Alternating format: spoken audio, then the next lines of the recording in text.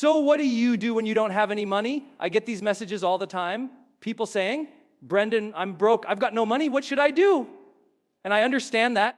I really do. I've been there before. We'll talk about money, but first, I want you to know I've faced that same kind of struggle. I grew up in a small, hard-working Irish mining town that was economically depressed. Life wasn't easy there. The weather was rough. The people were tough. And the economy was always hanging by a thread. I still remember one winter back home in Montana.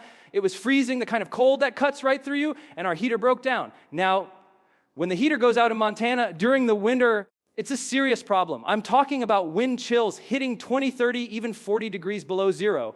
We didn't have the money to fix it right away. My parents had to wait 2 weeks for their next paycheck just to get the heater repaired. Imagine that, 4 kids in a freezing house with no heat. What do you even do?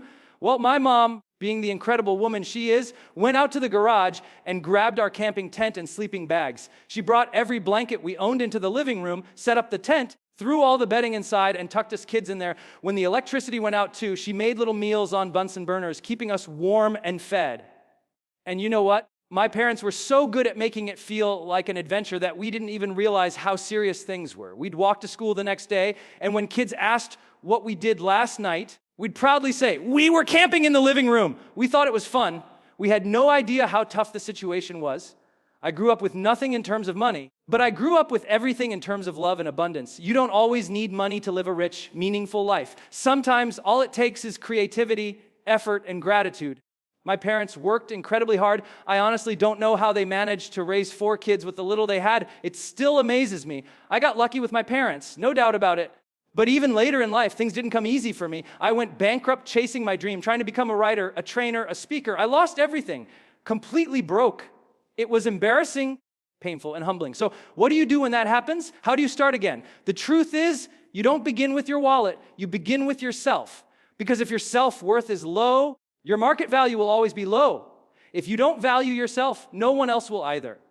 You have to remember that you have something important to offer this world, even if you haven't discovered exactly what that is yet. If you want to change your financial situation, you have to take full responsibility for where you are. It's your job to fix it.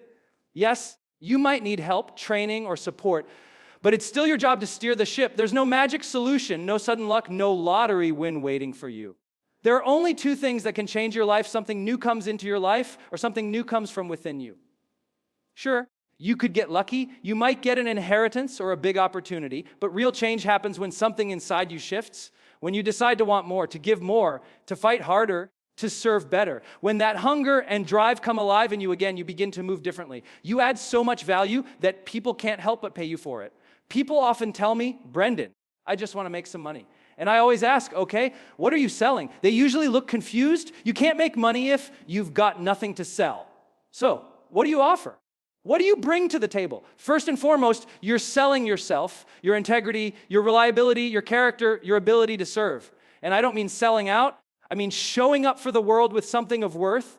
You're proving to others that you care, that you'll deliver, that you can make things happen. If you can't communicate your value, you can't grow, you can't invest, you can't build. Everything starts with what you bring to others. Once you understand that, you have to decide what you're offering. Do you have a product, a program, a service? If you're an entrepreneur, how well are you promoting it? Is your marketing strong? Is your customer service outstanding? Is your communication clear? Keep improving those things every day. As you do, your income rises naturally. And if you're an employee, it's time to reevaluate how you show up at work.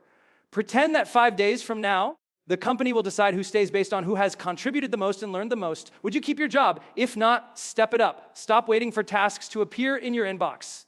Step back, look around and ask, how can I add more value here? Be obsessed with serving.